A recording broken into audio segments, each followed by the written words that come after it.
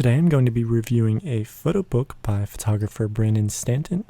You might know him from the blog of the same title as this book, Humans of New York. I'd like to mention that this book doesn't actually come in this plasticky cover. The cover is the same, just without the plastic bits. This is actually a library book. But speaking of the cover, why don't I show you what it looks like without the plasticky bit on.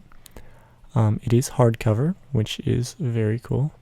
The photos all around the cover here and on the spine in the back are all found within the book, and it's well made. Moving right along into the book itself, this is the title page, which you'll actually find later on in the book with some flavor text associated with it. It starts out with this intro here.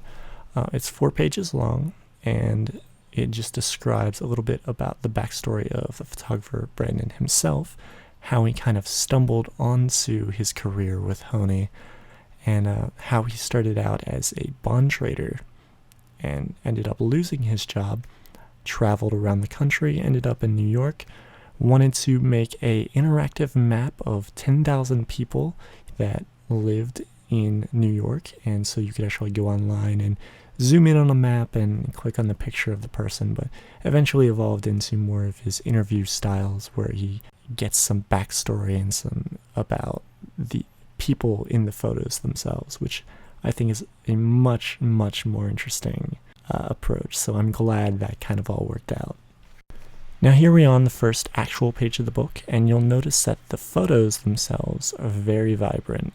They pop off the page, which I was surprised at because the book is only $30, and there's actually, I believe, around 300 pages in the book. None of the pages are numbered, which I like, so it's non-intrusive. But I was just surprised at the quality of the actual photo paper in the book, because usually photo books are more expensive. And with this retailing for $30, I believe it's $18 on Amazon right now. That's really cheap for how well this thing is made. And speaking of non-intrusive page numbers, the text itself is also non-intrusive. It doesn't detract from the photo, which is important in a photo book where the emphasis is, of course, on the actual photo. Some of the text, like this here, as seen at West Indian Day Parade, is just one-liner things like there's a lot of sentences like this that aren't really story-based like what he's known for. And then there's some like little quips like this one here. Will you give me a couple of bucks if I dance? Which is, it's funny. There's a lot of hilarious things. This may not be the funniest thing in the world, of course. Also kind of sad. But there are funny things in here as well. Like, for example, this photo here. This mustache is so sick. Yes. Ha. Very punny. They may not make you roll on the floor laughing, but you'll definitely have an audible ha at the very least.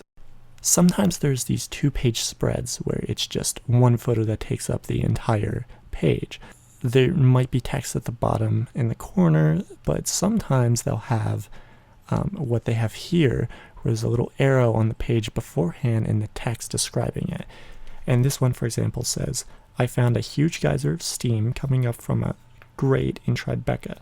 Then I found 2 ballet students eating lunch on a nearby curb. And I love this. I love that you kind of start visualizing what the scene can look like beforehand just by reading this text. And so whenever you actually do flip the page and you see this scene, you kind of just get lost in the photo. You're all encompassed in the photo and you're not distracted by any kind of text, and I love that. I also wanted to point out this photo specifically because I actually saw this on the blog before I got this book, and I remember the backstory behind this, and I wanted to read it. It says, these two didn't know each other, but I thought that they should.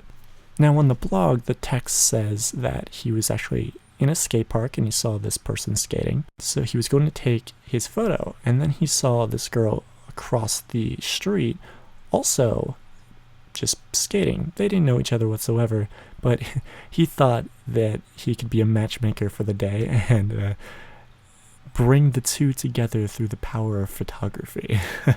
And I thought that was an interesting insight into the photographer's mind, and also just a funny little thing. This photo over here is more indicative of what he's well known for, his interviewing, trying to capture human emotions at some of their deepest and the darkest, and also their happiest. He tries asking things like, what's the most sad you've ever been in your life, or what's the happiest you've ever been in your life, or just specific moments that elicit a very emotional response. And I actually wish there were more of these in this book. There's not that many. There's a handful of them, and most of them are more like just one-line things or a sentence, and that's it. This photo here is actually another example of a 2-page spread, but this actually doesn't have any text whatsoever. There are a few photos in here that don't have any text, and it's just the photo. And I also like that too, because like I said, non-intrusive text, but if there's none at all, well, that's as non-intrusive as you could possibly get.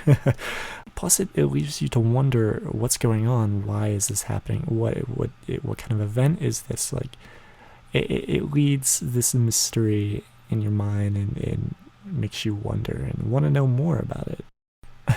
Another photo I wanted to point out is this one here. He asked, "Can I take your photo?" And she says, "I'm not stopping," which is funny because you would think, oh, that means no, don't take my photo because I'm not going to stop.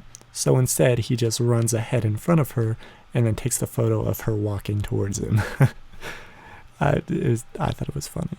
And this is the last photo I wanted to show you, and this stands out to me because it's not really of a person. All the photos in here are of people, but this is of a notebook.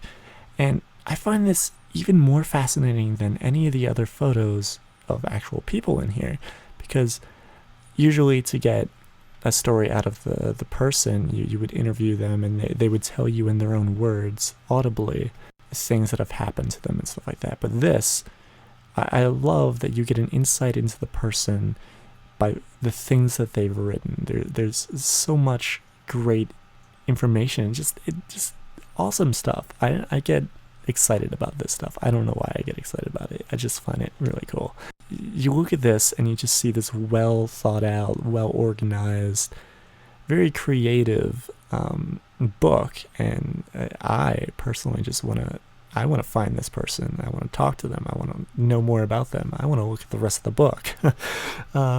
But so yeah, that'll do it for my review of Humans of New York. I do wholeheartedly recommend this book if you haven't gotten it at all. And even if you aren't going to purchase this book, I would at least recommend you look at the Humans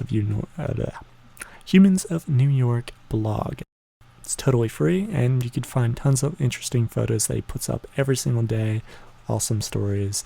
It's fantastic. But if you do have $30 or $18 on Amazon to spend, I would definitely recommend it. And with the holiday season coming up, I think this would be a great Christmas present for anyone, not even just photographers, but anyone who's interested in anything like this at all. So definitely pick this one up. Thank you for sticking out through this almost 10-minute review. I know it was a bit long, but if you've made it this far, I'm hoping that means that you like it, or you're at least interested in the book. But if you do like the video, please go ahead and press the like button. That would totally help me out. And also, go ahead and leave a comment on anything, maybe about the book itself, or my review of this book, or how was your day?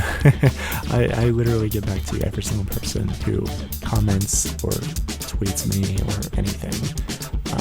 So go ahead. Just go ahead. Leave a comment. It's awesome.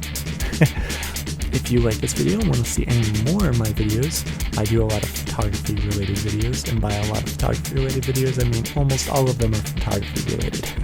So if you enjoyed this, you'll probably enjoy more. Go ahead and hit subscribe, and I will see you next time.